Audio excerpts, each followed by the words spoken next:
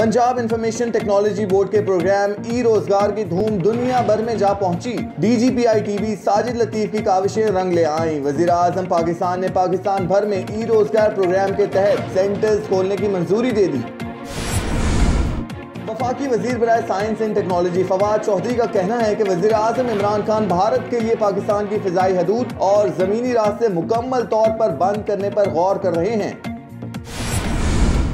कराची में कचरा उठाने के मामले पर मेयर ने एक फिल्मी अंदाज में मुस्तफा कमाल को गार्बेज प्रोजेक्ट डायरेक्टर तैनात करके 24 घंटे में ही मुअत्तल कर दिया, जबकि चेयरमैन PSP ने ओहदे की मुअत्तली के बाद मेयर से इस्तीफे का मुतालबा कर दिया।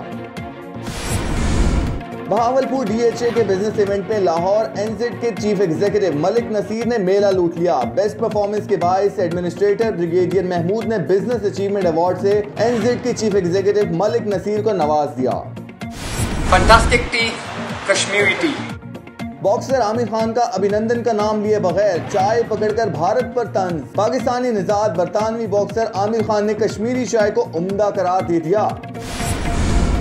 साबिक कप्तान, रिकॉर्ड साज फास्ट बॉलर और मशहूर मुबस्सिर वसीम अकरम मिकी आर्थर को पाकिस्तान क्रिकेट टीम का हेड कोच बनाने वाली कमेटी में शामिल थे और इन्हें हटाने के लिए भी वसीम अकरम सबसे आगे।